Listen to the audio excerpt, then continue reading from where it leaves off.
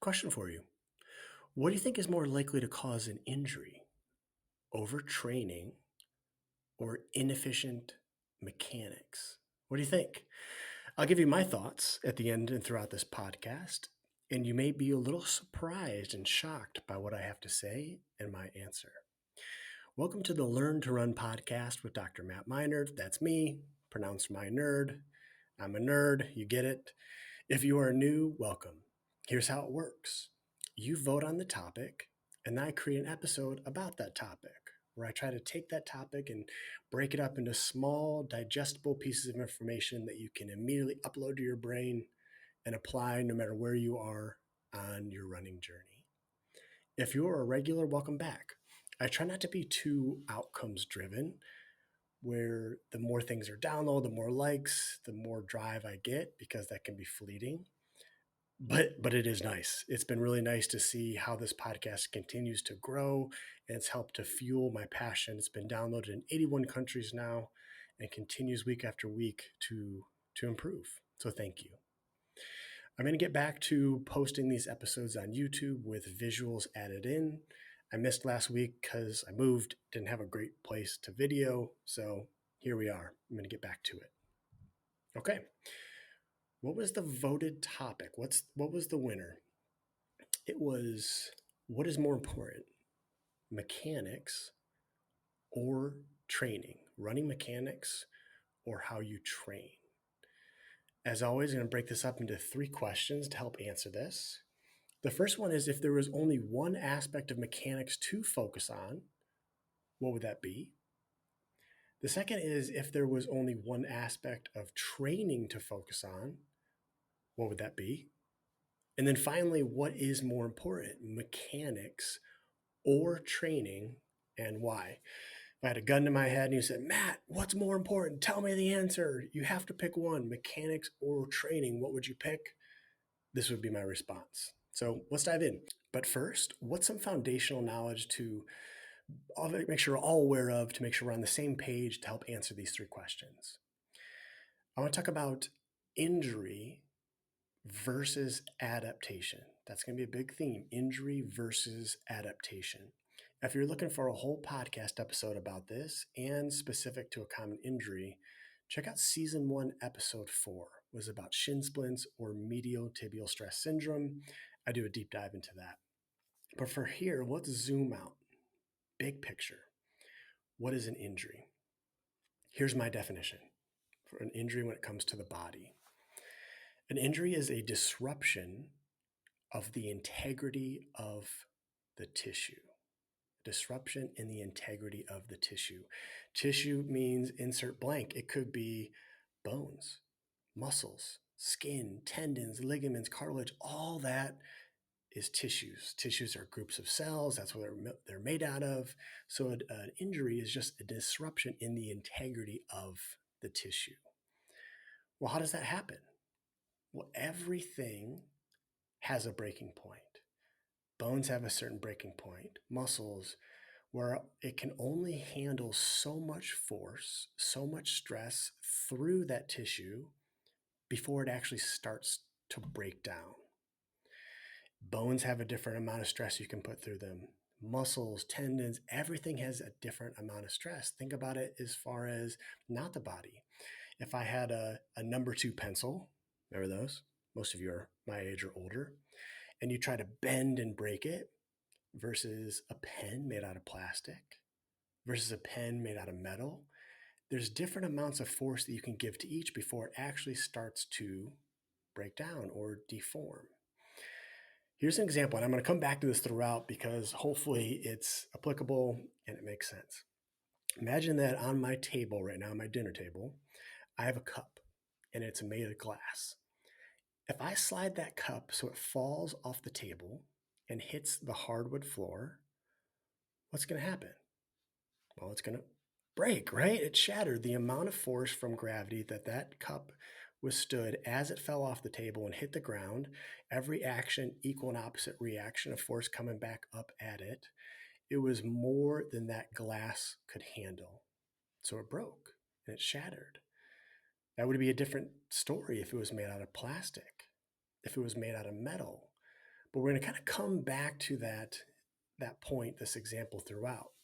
Because here is what is amazing. What if I told you you had a cup? This would be the number one selling cup on the market, where every time that you dropped it off of a table and it didn't quite break, every time you did that, it actually would get stronger. Each time it would be able to handle more force, more stress without breaking. That's what our body does. Adaptation, leveling up, tissue adaptation. One of the most amazing things, I believe it's the eighth wonder of the world, in my opinion, that our body adapts.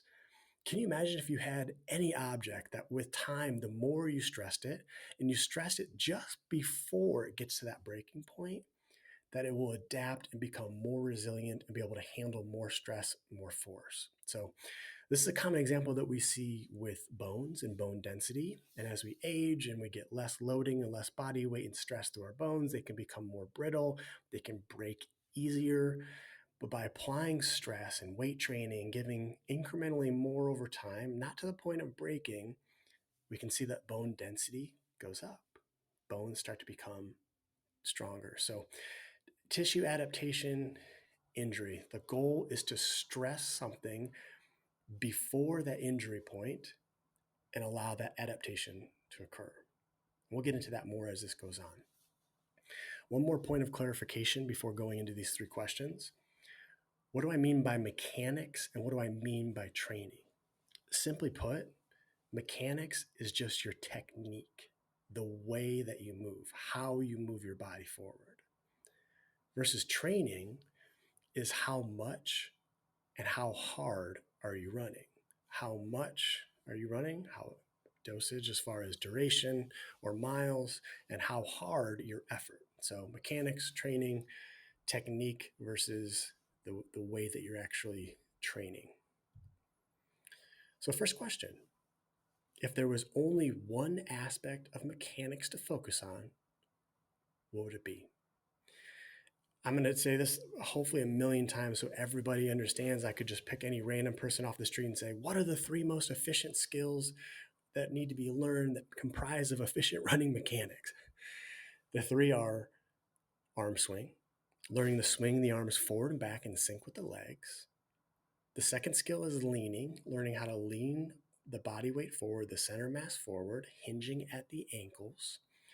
And skill three, which is the hardest, is gliding, leaving the ground and moving purely horizontal, not up and forward. And some of the courses that I teach, I actually have these as bronze, silver, and gold skills. And I teach them in that order. Bronze is the arm swing, silver is the leaning, and the gold skill is gliding. So of these three, what do you think is most important? Well, what I deem the gold, gliding, moving the body purely horizontal. Why is that? The opposite of gliding, if you're not gliding, what are you doing? Bounding, going up. I talk about taking the jump out.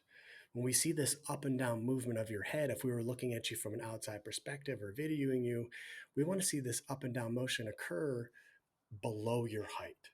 I'm 6'1". I want to see everything. I could run in a room that's 6'1" high ceiling, up, as opposed to me going up, up, up higher than my height and then coming down. So gliding. So why is this gold? Well, this is the main reason. Bounding or jumping, blending of this running and jumping, it amplifies impact. We get more stress. We talked about every action, there's an equal and opposite reaction. The higher that we go by jumping, the further we come down, the more stress or impact. Just like that glass. If I actually have the table up higher and then drop it, I'm getting even more stress. So that's why gliding, I believe, is the most important skill to work on, because opposite of that is the jumping or the bounding. The other thing is to even get to that point of going higher than your body height, in order to jump, we're actually using and stressing the knees more. How we even get up there is we have to use our quadricep muscles, which loads our knee. So not only are we going higher, but we're also stressing the knees more. and also the calves or the Achilles tendon because we're going up. And again, I like to talk about the knees as being more of like your shocks of your car and not your engine. I want you to use your knees to dampen and to cushion as you're coming back to the ground and cushioning that landing. But I don't want your knees to be your engine, what propels you forward. What do I want to propel you forward? Your tush, your glute max, push with the tush. So tremendous more amount of stress and impact from not only using it, but also going higher off the ground is that bounding. So I think gliding is the most important strategy and skill to work on. What are three ways that you can work on this? How do we get down and dirty? Let's actually apply this. That's what's most important, application. Season 1, Episode 1, all about this. Why are my calves tight? I go into a deep dive of this whole episode about it.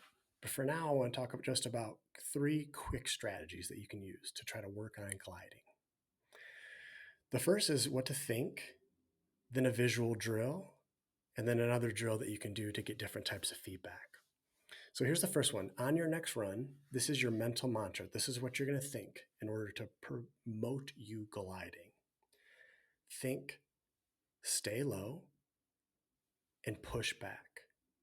Stay low and push back. That doesn't mean crouch and be really bent down. It just means we're moving horizontal. We're not trying to go up and down. And the whole push back is every action equal and opposite reaction. To move forward, to move my body forward, I have to push the ground backwards. Stay low, push back. The second is a visual strategy that you can use. If you're outside, find something in the distance, not too far away, but something that you can see that's at eye level, and that's going to become your stationary target. You're going to try to have what I call the stable gaze. I want you to move your body in such a way that minimizes the up and down movement of whatever you're looking at. Stop signs work fantastic for this. If you're on a treadmill, you can take a sticky note and put it on the wall and draw a horizontal line.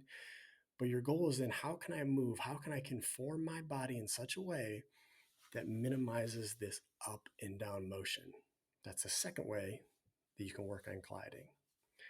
And the third, and probably my favorite, is using the tennis ball necklace, where you take a tennis ball, cut 2 vertical slits, fill it with pennies, you attach it to a shoelace around your neck, measure to your belly button, and then we're going to get 2 types of feedback where I give you the goal of, I want you to try to run, keeping the ball as quiet and as still as possible. And naturally, you'll see the body will conform and move in such a way that minimizes going up and down, because otherwise the ball is going to be hitting you in the stomach. It's going to be making noise. And so you're getting 2 types of feedback: tactile, where the ball is touching you and hitting you, and getting that auditory feedback by hearing it. The cool thing is I went to the University of Dayton for physical therapy school. I'm doing some research with them in the fall about this. We're going to use the tennis ball necklace, and we're going to see what changes with people with their normal natural running style. And then we put the tennis ball necklace on, we give them that cue, and we see before and after what changes, what doesn't. So I'm excited about that. So you can go to L2RTBN.com for how to make a tennis ball necklace, and I have a quick little tennis ball necklace experience. I also have a course out where I teach you 3 skills over 3 days, and how to either make, or you can purchase a tennis ball necklace for me. So either way, it's there and it's available to you. So those are 3 strategies to work on gliding and what to focus on for your mechanics. Question 2. If there was only one aspect of training to focus on, what would it be? Here's my answer. Dosage. Training dosage. What is dosage, you ask? Thanks for asking. How much and how hard are you running? How much and how hard? How much is an element of time or distance, how long you're running, 10 miles versus 10 minutes, and how hard is your effort, your exertion? How hard are you working, which correlates to your speed? So when it comes to how much, what can we control? If we're going to be more consistent with this, Do we want to use time or distance? What I like to use personally and in all my training programs is I'm always running based off of time, not distance. It's a lot easier to control for. How can I improve 10 minutes of running? Well, I run for 11 minutes. Versus distance, it's a lot more variable. It depends on the day, the conditions. It might not be consistent. What I found is it's a lot safer and more accurate to measure time instead of distance. So that was the first part of dosage, time. How long are you running each week? And the second part was that effort. Think of effort or how hard you're working as a measurement of your intensity or your exertion. We're going to use a scale of 1 to 10. If I asked you to do a 10 out of 10 exertion, that's like 100%. You going and giving 100% of your effort versus a 5 out of 10 would be 50% exertion. So we're going to be using this when we go over how we can use dosage, how we can measure it and quantify it, and then progress it and improve without getting to that breaking point. So time and effort measures a scale of 1 to 10, time in minutes. So here's the key. The key in all of this is how can we progress but not overstress? Progress but not overstress. Because the thing is, your body adapts to its demands. If we're not continuously progressing or upping the ante, so to speak, in some element, we're not going to get that stimulus that we need to adapt and get faster, to run further. So here's something that I use. It's super simple, and that's why I use it and I recommend it. There's other ways to do this. You could get a lot more technical with it, but this is something that I do that I found helpful. So I want to share it with you. So a way that we can measure your dosage is this. I call it your stress score. Your stress score. And it's an equation. Time plus effort equals your stress score. So the two components of the dosage were the time and the effort. So we take your time in minutes and we add your effort on that scale of 1 to 10 and we get a number. Here's an example. If you run for 15 minutes at a 5 effort, that would be 20. 15 minutes plus 5. 15 plus 5 equals 20. What's another way that we could still get that same score, but a little bit different? We could do 18 minutes at a 2, still 20. We could do 17 minutes at a 3 to get a 20. So there's multiple ways that we can do this, but this is a way that we can then track because now we know we have a baseline. We have 20. So how do we want to improve? Well, there's 2 ways that we can increase that stress score to higher than 20. We can either up the time or the effort. We can increase the time or we can increase the effort. So an example. So we could do, if we wanted to get to 21, which is progressing, not a lot, but still progressing, we could either do 16 minutes instead of 15 at a 5, or we could stick with the same amount of time of 15 minutes, but increase our effort to a 6.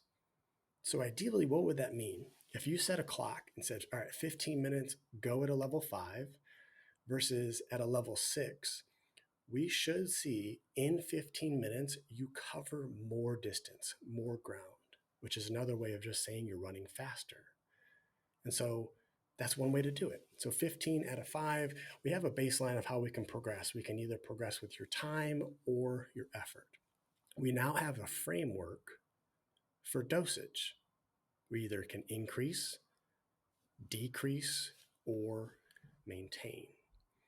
So how do we actually apply this? Let's put this into application. Let's give an example. And how do we know when and how much to actually progress? So there's one important question that I want to ask you to ask yourself. And when you ask yourself this question, it's not during your run. It's not immediately after. It's not even right when you wake up in the morning. All those times are not a great representation of how that run went. You know as well as I do, sometimes the worst runs in the moment, it feels awful and we feel fantastic either afterwards or the next day or waking up in the morning. The older we get stiff. That's not the time to make any major judgments. So the question that I want you to ask yourself, and you're going to ask it once you've woken up, whatever that means to you, after you've brushed your teeth, shower, whatever, you're going to ask yourself this question that next day. You're going to ask yourself, does my spirit feel better? Does my spirit feel the same? Or does my spirit feel worse compared to yesterday? What is spirit, you ask? Your spirit is a combination of your mind and your body. That's the key. So if you run and then the next day, and you woken up in the morning, maybe around 10 o'clock, if you woke up at 8, you ask yourself, as far as for my training today, how do I feel compared to yesterday? My spirit feels better, worse, or the same. Based off of that answer, that's going to tell us what to do. Do we want to progress? Do we want to challenge? If we feel better than we did yesterday, let's progress. If we feel the same as we did yesterday, let's repeat. If we feel worse than yesterday, let's regress. So, what's a way that we can actually measure this? Well, that stress score that gives us a number. So, let's give us an example. Let's say Monday, you run for, let's stick with that same time, 15-minute run at a 5 out of 10 effort. So, that's a 20. You go to sleep, you wake up the next day, you shower, you get ready, you've been up for 2 hours, and you ask yourself, my spirit feels what compared to yesterday? I feel better. Great. Let's progress today. We can either progress two ways. We can either increase the time or we can increase your effort. So we could do 16 minutes today at a same level of a 5 out of 10 effort. And now we have 21 as your stress score.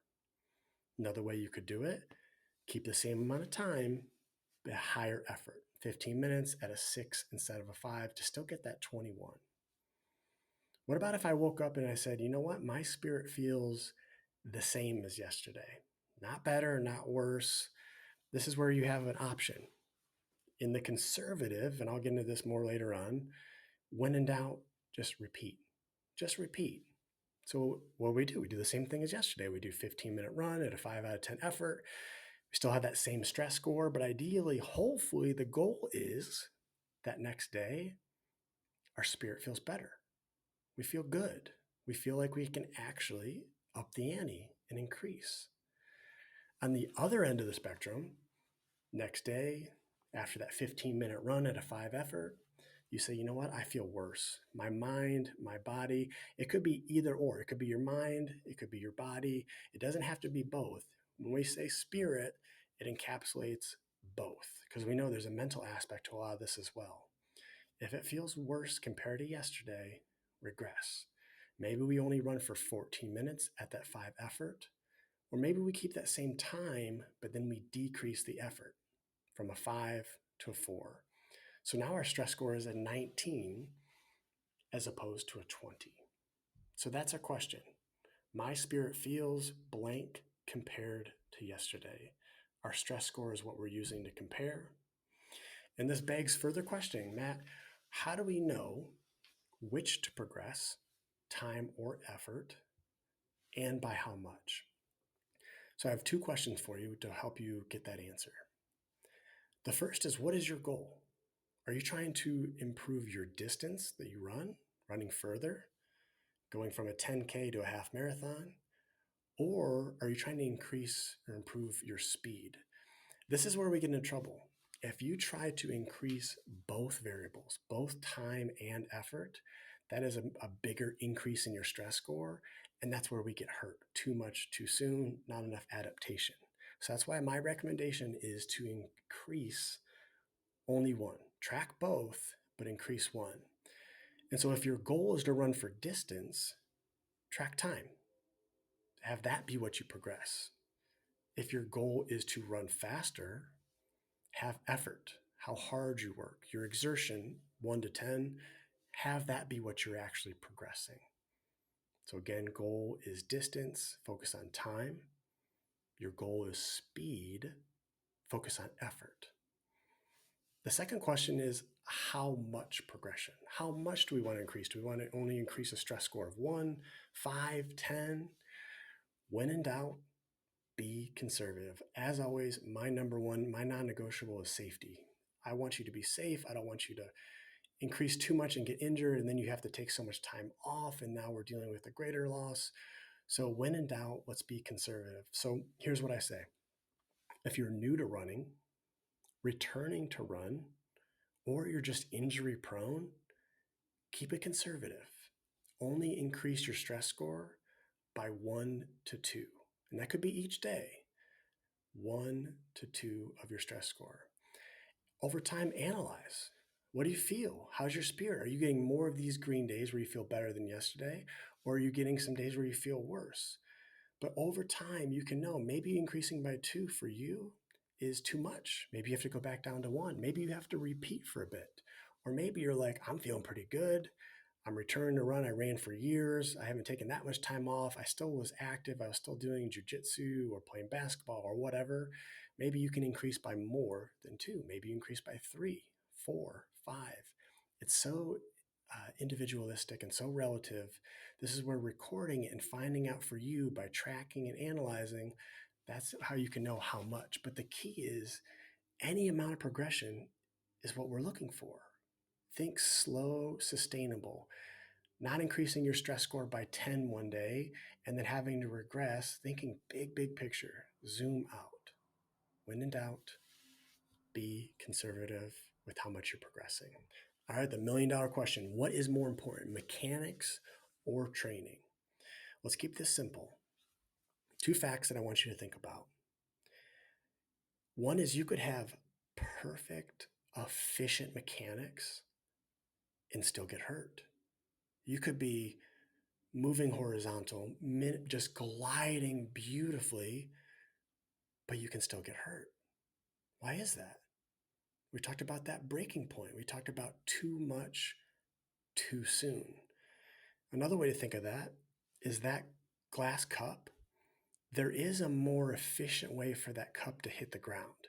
If it lands perfectly flat on the bottom at the right angle, but it's still going to break. It's still too much too soon. So if we had to pick which is more important, it's the force, it's the training, it's the dosage, it's the too much too soon. Because here's the crazy thing. On the flip side of that coin, you can have inefficient mechanics and not get injured. Why?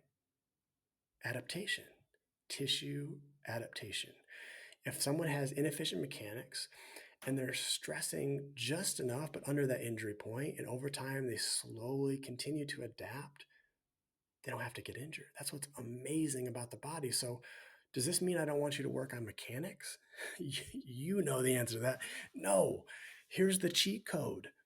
You can improve both your mechanics and the way that you train for a double boost.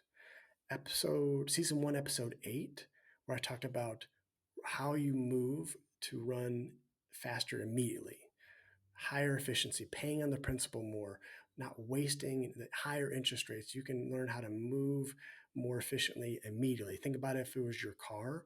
How can I get you to have the best fuel efficiency with your vehicle and not waste more gas than you need to? That was episode 8. Episode 9 is where I talked about more upgrading your engine. How can you train in such a way that will challenge you and progress? I talk about intervals and gears. That's episode 9. So episode 8 and episode 9, if you're looking for even more breakdowns of how to improve both your mechanics and your training. Let's do a quick summary. Focus on gliding is the one thing to focus on for mechanics. Focus on dosage for training. We talked about the stress score, which is a component of both time and effort. You take your time in minutes, you add your effort in 1 to 10, and you get a number. If you want to focus on running faster, you focus on increasing your effort. If you want to run further, you focus on time. You're going to ask yourself that next day, 2 hours after waking up, my spirit feels blank compared to yesterday. Same, better, or worse. If it's better, increase either time or effort. If it's the same, copy paste, repeat what you did yesterday or last run. And the third was if it was worse, we regress. We either decrease the time running or decrease the effort level. What's more important, mechanics or training, and why? Training, dosage, too much too soon. Think of the glass. Yes, there's an ideal way for it to land, but still too much too soon. And remember, tissue adaptation is king. Tissue adaptation is king. That's so amazing. We forget we have aches and pains and we don't think about, we think we're always hurt or always sore. But the crazy thing is, your body is able to adapt. We just have to let it, we have to create an environment to allow adaptation to occur. If you're looking for more specific help with your mechanics or your training plans or the way you train, check out L2R101.com. L, the number 2, R, learn to run, 101.com. I've got training plans from 5K all the way up to a full marathon. I've got different versions on whether your goal is just to finish and for distance, or if your goal is for time and hitting a PR, different training plans. I even have military training plans out there, whether it's for the 1.5 mile, the 2 mile, 3 mile, and also mechanics. I have two options. I have a 7-day mechanics experience where you learn one skill a day for 7 days, or I have the 3 skills in 3 days with a tennis ball necklace. If you're a physical therapist and you're looking to up your specialty and your value as a clinician with your runners, I have certifications available, Part A, Part B, and Part C that can be taken online where I teach you the system. 678 6-7 at 8, June 7th at 8 p.m. Eastern Standard Time. I'm going to try this again. I'm going to try a Instagram Live. I tried it the other week and nobody sent me any videos. I've done this years past. It was so fun. If you send me the first 10 people that send me a video, I have instructions in the show notes. Whoever sends me a video, I'll do a live and I'll go over their running mechanics. I'll have it be in slow motion, show you this is how I determine if you're braking, how I determine if you're bounding, and just going through examples of doing that in real time. So that's 6-7 at 8, June 7th at 8 o'clock, Instagram Live at learn.to.run at the handle. Remember, as always, you can vote on these topics. Follow me on Instagram, or you can email me at info@learntorun101.com. Tell me what you're interested in. Please share, rate, review to help this podcast grow. Until next time, bye.